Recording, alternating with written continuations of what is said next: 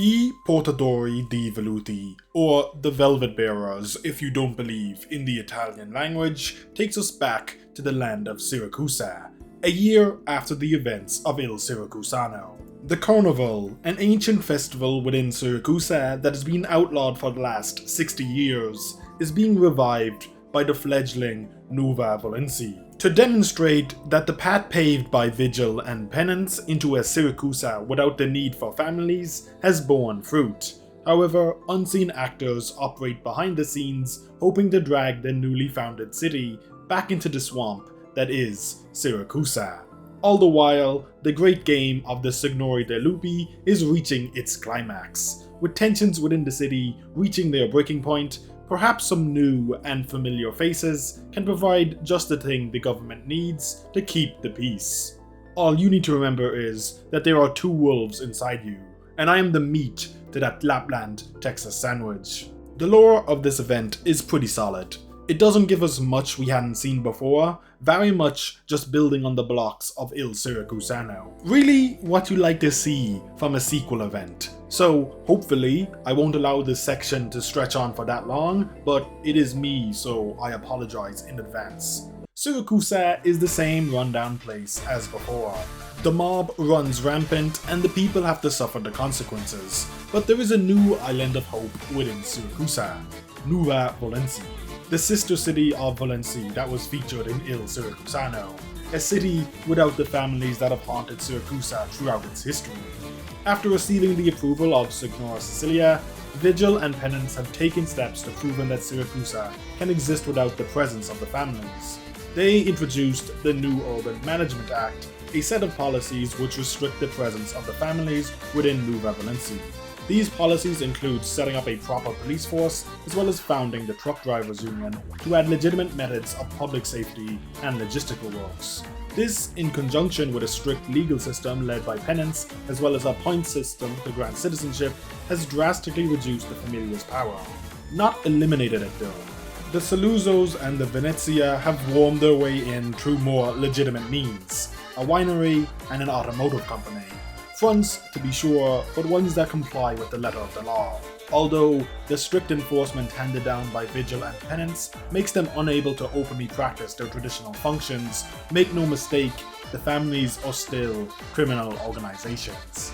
Thanks to the efforts of Penance and Vigil, the long outlawed carnival is being held to celebrate the first year of Nuova Valenzi. What was once nothing more than the family's version of the Purge is now being rebranded as a celebration of a new Siracusa. Although the primary conflict of this event is if this new carnival can truly break free of those long suppressed traditions, it is not just the people of Siracusa who are battling over old traditions. The Beast Lords are back again in force, primarily in the form of the Signori de Lupi, or the Wolf Lords, but my glorious King Emperor is also here. Dolly and the High Priest show up too, but they aren't built like my glorious king. Much like the lore of Siracusa, this event also builds on the existing lore of the Beast Lords, specifically on the great game of the Wolves. The Battle Royale where the wolves pit their fangs against one another for the right to rule over the pack. The only real rule being that the wolves can only interact with their fang and can't directly interfere with any other human. This rule is followed by most, as breaking it is grounds for immediate disqualification, although many do end up doing just that. So let's talk about some of them. Zaro of Il Siracusano fame is the one we know the most about, due to him being the focus of the previous event.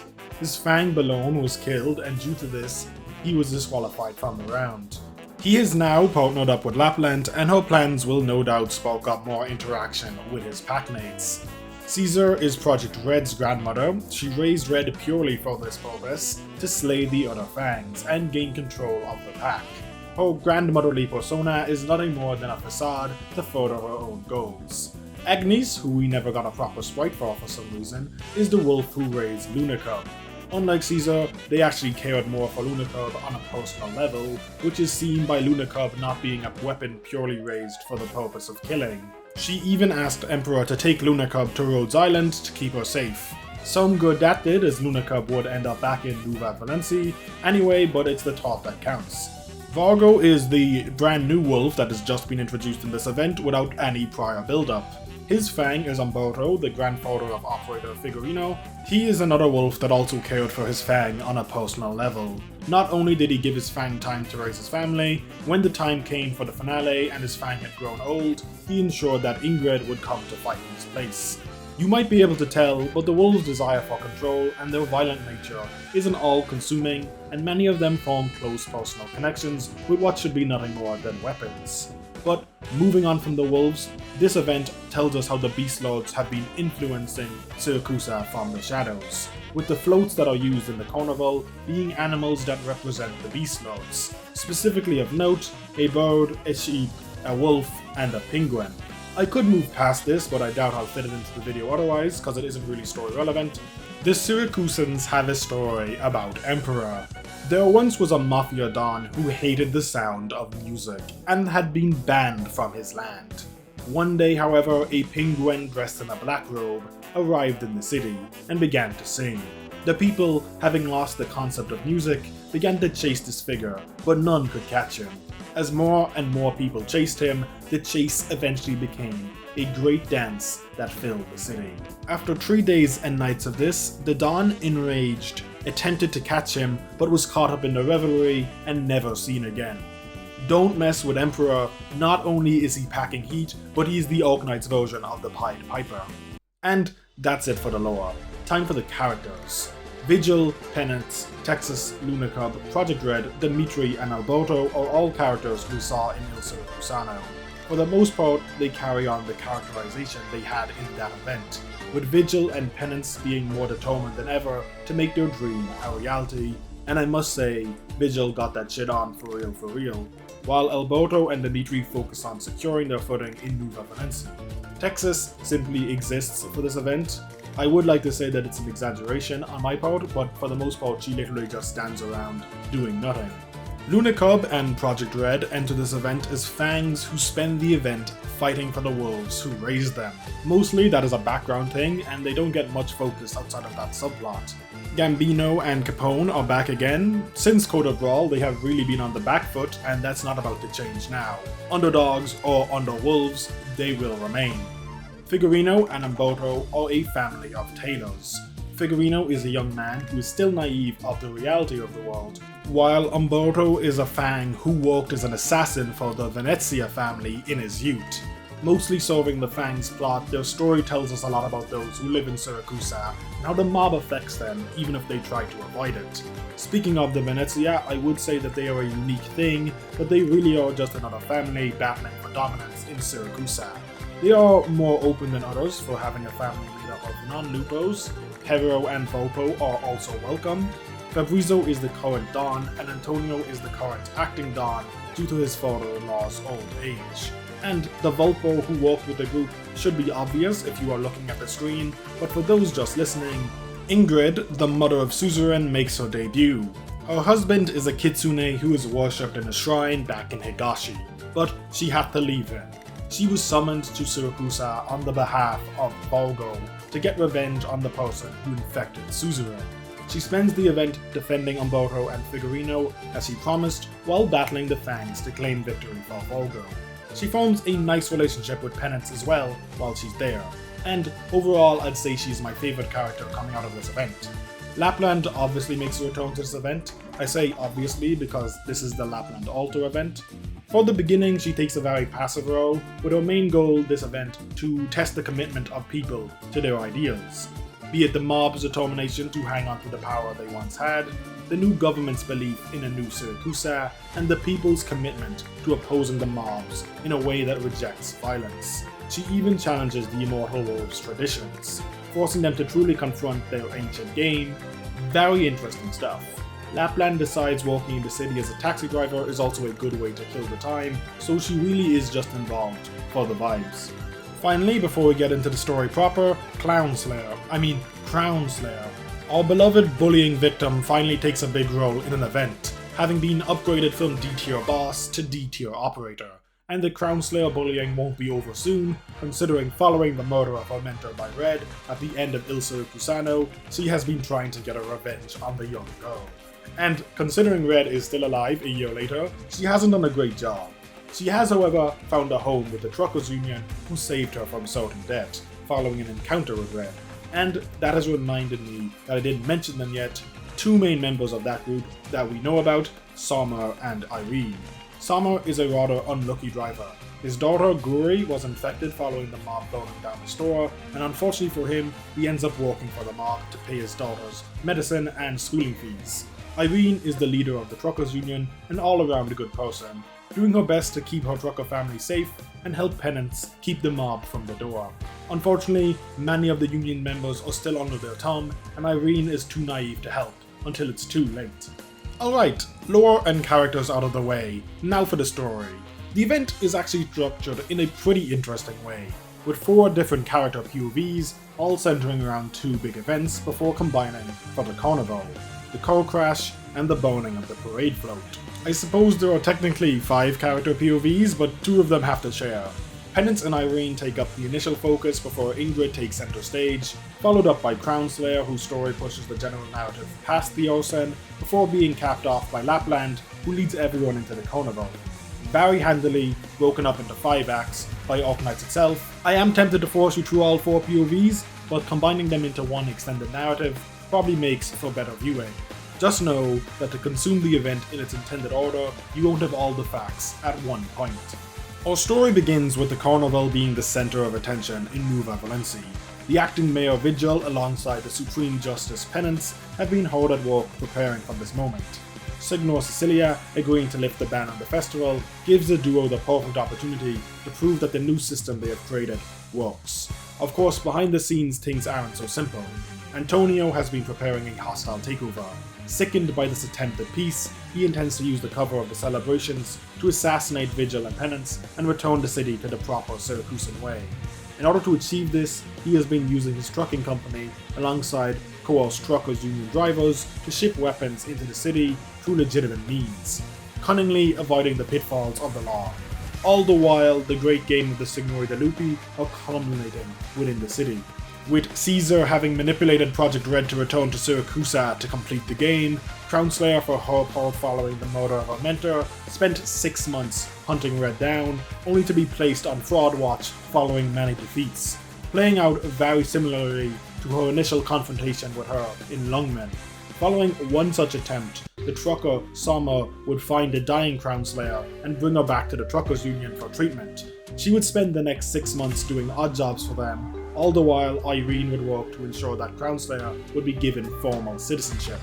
Knowing his fang would lose, Vargo travels to Higashi to recruit Ingrid to protect him, promising her the identity of the person who infected Suzerain should she defeat the other fangs. So, a few days before everything sets off, Ingrid arrives in Volsini, quickly making herself familiar with the people she would be protecting, Umberto and Figurino. On the 5th of November, things would come to a head.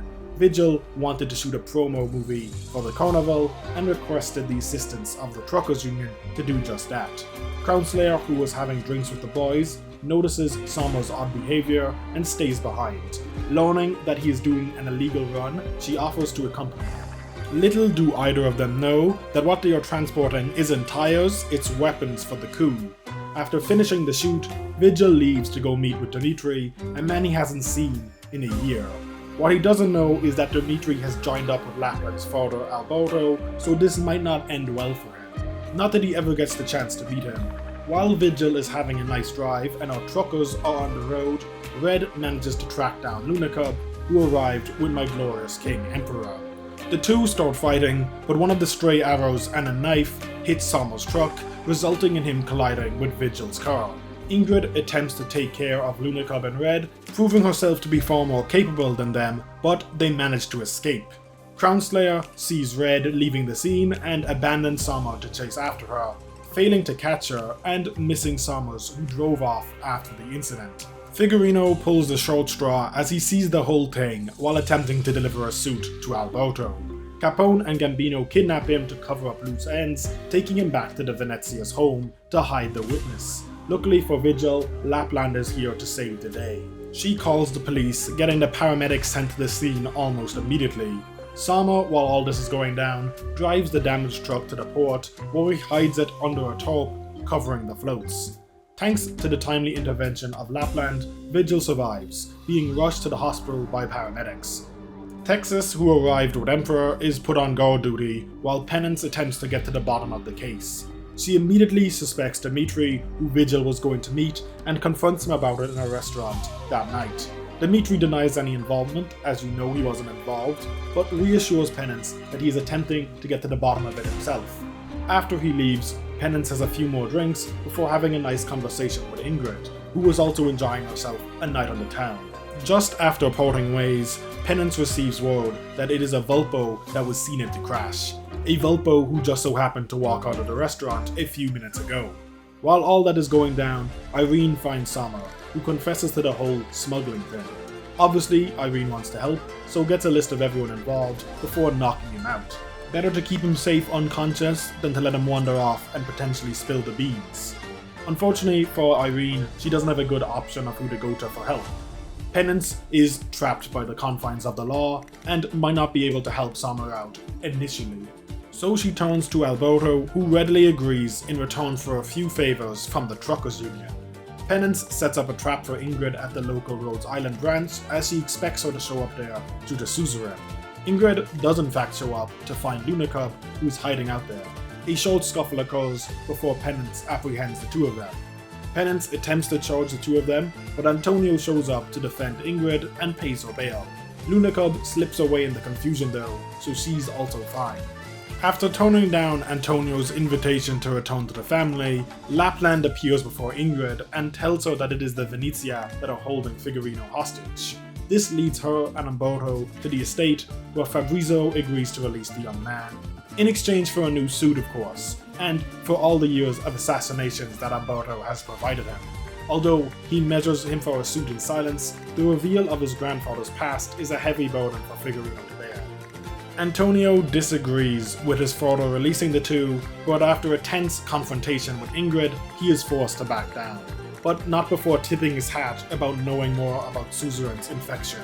This inevitably results in Ingrid formally leaving the family forever. Around the same time this confrontation is going down, the parade float burning is occurring.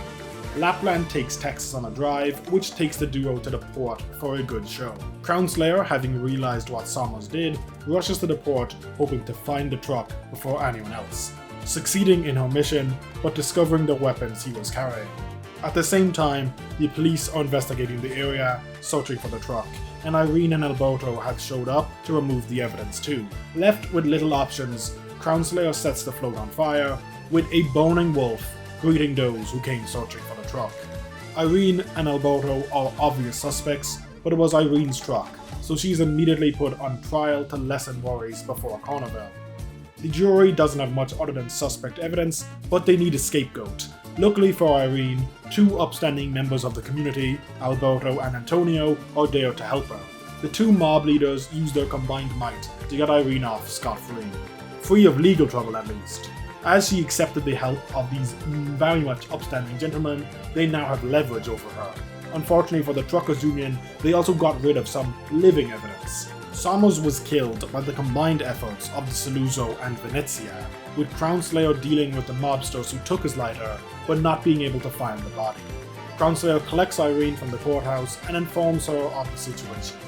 Irene suspects that the mob is going to try something during Carnival and readies the truckers to defend Penance.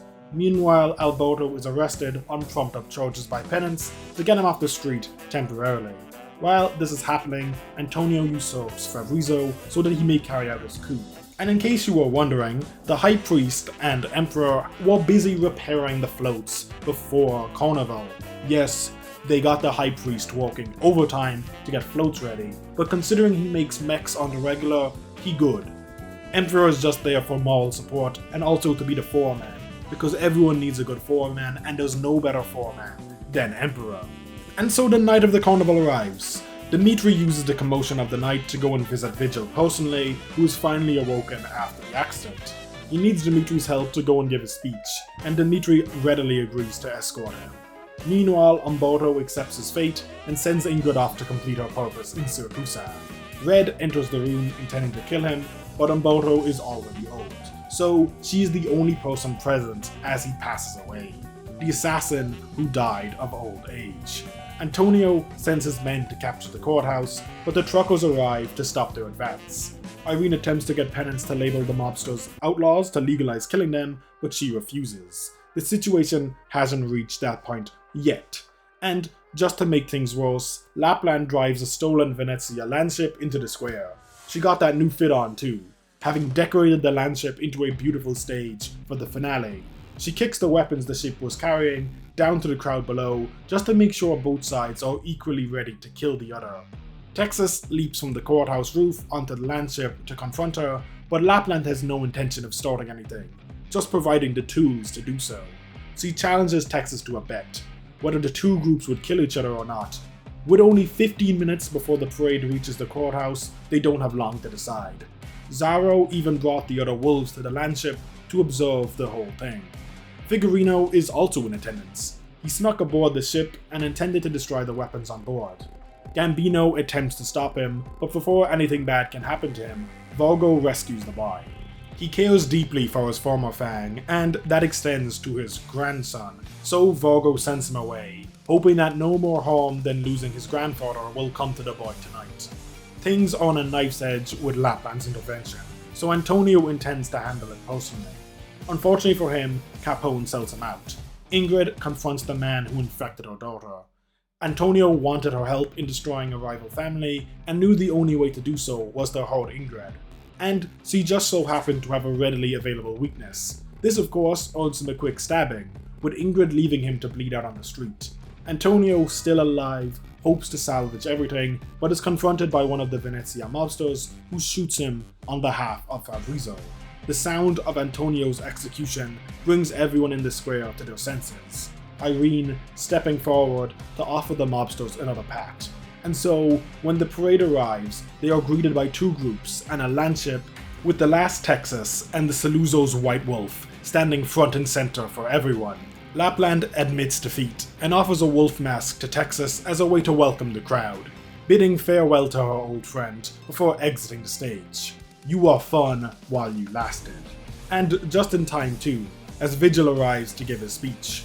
Luna Cub was also cut down by Red, which makes Caesar the winner of the great game, although that bitch immediately abandons Red upon securing the W, once again proving the goated Beast Lords are the ones that actually care for those around them. Crownslayer slips away from the celebrations after spotting Red, but only finds a broken wolf, aimlessly wandering the alleys. So, Crownslayer takes that wolf in. Ingrid has one last meeting with Penance before leaving Syracusa.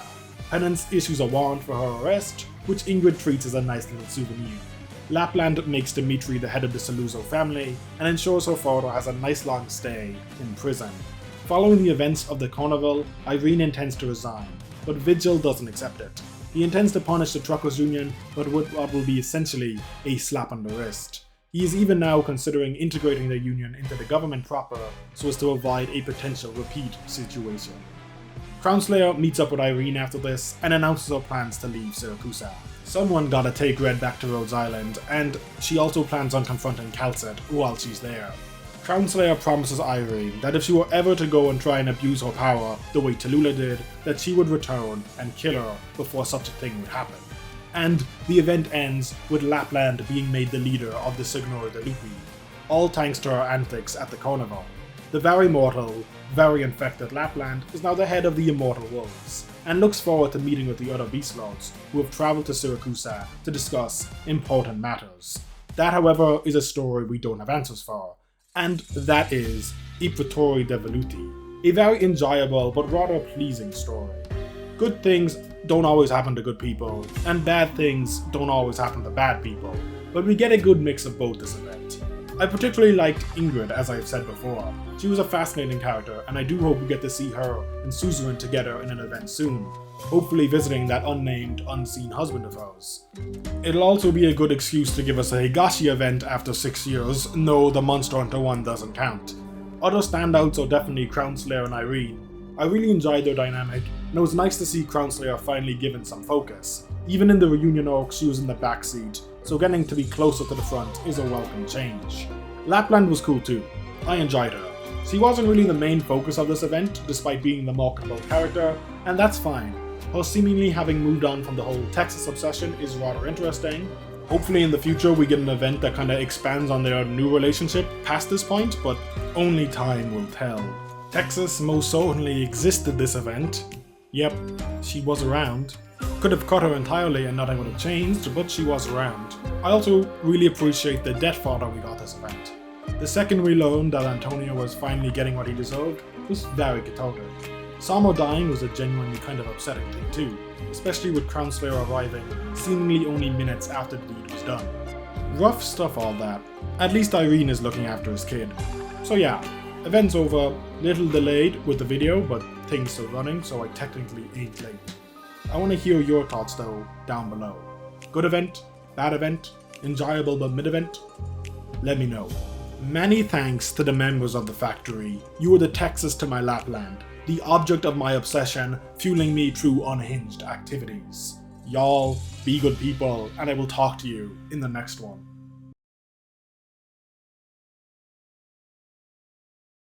You know, I wanted to be positive and I didn't bring it up, but why is Giovanna alive? I didn't like it in Il Siracusano, and they brought her back immediately in the next event. What was even the point of the fake out death? Also, Yo Star, fix your fucking game.